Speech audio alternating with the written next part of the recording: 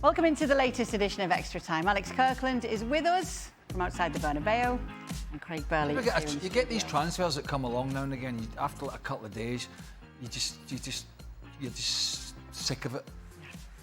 Alvarez feels like that because it's a mess, isn't it? It's not the Mbappe 3-year one, though. No, but it's a mess, and I don't know. It never ends well. Put it that way. Really. Okay.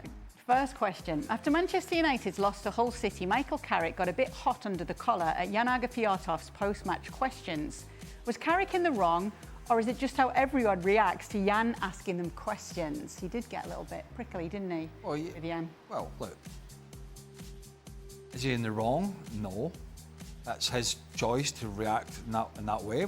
Jan suggested that there was no passion from his team in the first half. And usually a manager at the end of a game is running hot under the collar anyway, particularly one who just witnessed a performance like Carrick had. So, yeah. Do I think he could have been a little smarter in how he answered the question? Yeah. Well, that's what... And like, fair play to Jan for keep badgering away. So, yeah, look, sometimes that happens. OK. Alex, you've seen it. What did you think of it? I saw this. I loved it. Okay, look, as someone who does quite a lot of these post-match flash interviews, they're so often so formulaic and so often, like, let's be honest, just kind of generic questions and answers. I think anytime we get a bit of passion, a bit of back and forth, a bit of debate, I love it. More of this kind of thing, please. Yeah, there's more passion from Carrick than his team. But boom. Yeah, Carrick said it was ridiculous. He said, you played, didn't you, to Jan? So we'll see how that plays out. Well, at least he knew Jan played, unlike Jurgen Klopp when he never knew Naden played and then found out. Did he play? Was a bit embarrassed. Alex, how well is Bouaddi suited for the Premier League, and can he make a difference for Manchester City this season? It's a good question. I mean, look, replacing Rodri and filling those boots of the best midfielder in the world right now, a Ballon d'Or winner, it's not easy. It's not ideal. I think, let's see. I saw him at the World Cup. I know that he got a lot of plaudits for his performances early on, in particular at the World Cup. When I saw him later on, it was the game against Canada. I wasn't hugely impressed. He looks quite raw to me as someone who hasn't seen much of him or any of him really in playing in France. So look, let's not rush to judgment and give him time, because I think he'll need it. Craig, do you think that players are still carrying with them fatigue from the Club World Cup? The Club World Cup, it says here. No, I mean... Then go a full season and then a World Cup. Well, it certainly doesn't help, but the World Cup was the one for most of the players, wasn't it? Having had the fortune of playing in the World Cup myself and knowing how little time there was off the back of it before we started the season again at Celtic, a season which was a big season for us because we were trying to retain the league title. A lot of guys just picked up muscle injuries within a couple of months of the season, and lo and behold, it was most of the guys that had been at the World Cup for different countries. So yeah, it is, whether it's the whole club, well, the whole Club World Cup thing feeds into the Gianni Infantino whole narrative, and I don't want to go there, but the whole thing, and this was my problem with it, was having something as big as that ahead of a season, a full season for all these players, ahead of a World Cup, is just complete nonsense, isn't it? So I wouldn't say it's still affecting the players, but I think the World Cup certainly is affecting some of the players at the moment. This person does often send you questions about the Club World Cup. I think they know you love it. Really? Yeah. Well, tell me somebody that thinks it's a fantastic idea to play all these games and make the players even more fatigued. It's just bonkers. And hopefully we get this Infantino, which I don't. It seems to have gone a bit quiet, but hopefully somebody will oust this guy and we can move on to a little bit more common sense. But I'm kind of slightly worried that he'll cling on through some sort of power struggle. That's a different story. Craig, how disappointing is it that Celtic lost to Lask yesterday in their second leg Champions League playoff? Disappointing for the Celtic supporters. A 4-goal advantage. I don't pay any attention to it these days. But yeah, it's embarrassing actually, isn't it? I mean, Rangers got walloped, I think. Hearts went through tonight in the conference, I think it was, whatever it was, against Rapid Vienna. But to be 4 up, I think it was, did you say, I think 4 goals to the good over the 2 legs and then lose 5 goals is not a good look, but you dominate Scottish football for the most part and rest in your laurels. That's what you get. Okay, don't think we have Alex for the moment, so we're going to... Oh, we've got him back. Yep, nope. Yeah, we do. Good, because we've got a nice question for you, Alex. How short is Dan Thomas in person? We saw a picture of Dan taking a picture of you, and he had to hold the camera up to get you in the frame. I think we've got that picture. There it is. Tell us, Alex. Yeah. Look, it's often the case when you meet celebrities, when you meet famous people, they're not as tall as you expect, are they?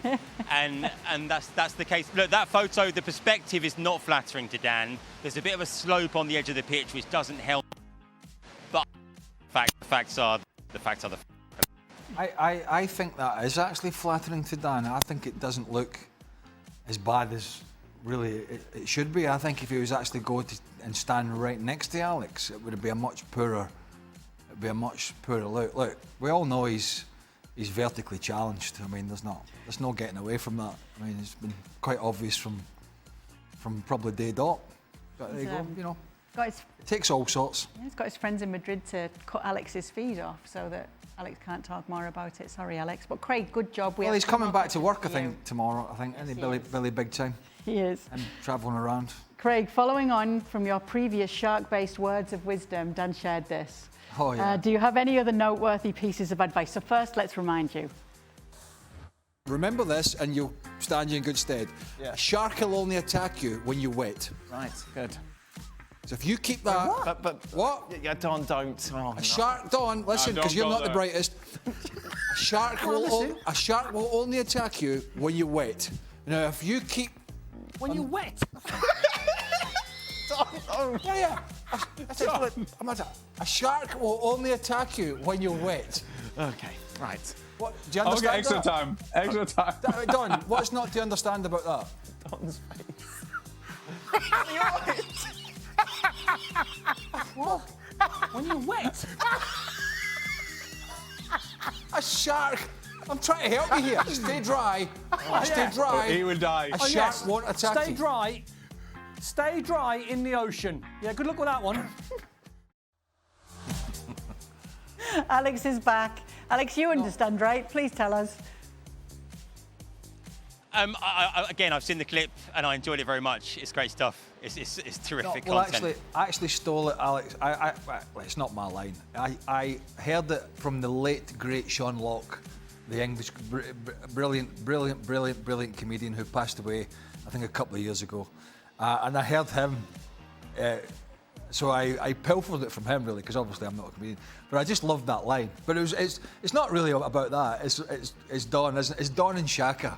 Don and Shaka make the clip. Shaka off camera, you can hear. Well, you know Shaka, he could laughs and Don with that sort of that made it. But I have no other advice at this moment in time. Words of wisdom. No. What a shame. Well, maybe next time Don comes on, you can have some ready for him. I did laugh when I heard that the first time, the comedian Sean Locke. A shark will only attack you when you're wet.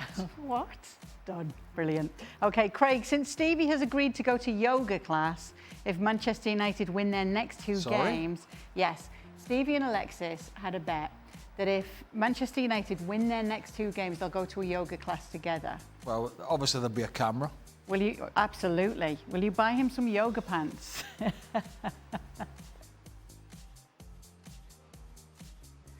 you imagine Stevie in a pair of yoga pants? Well, as we know... Do you want to imagine I'd love to... As we know,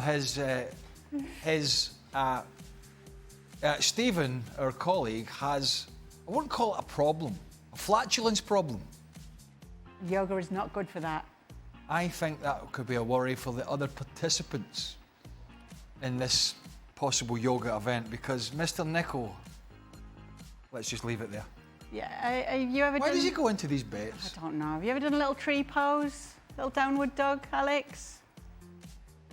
I do a bit of yoga. I do it with my kids. My kids love it. We stick some kids yoga on YouTube on the TV screen in the living room, and we do it together. Yeah, it's good fun. I don't do it, but it's actually supposed to be really, really good for you, particularly in my scenario where I've got a lot of issues with my pelvis from my playing days. It's very locked and stiff.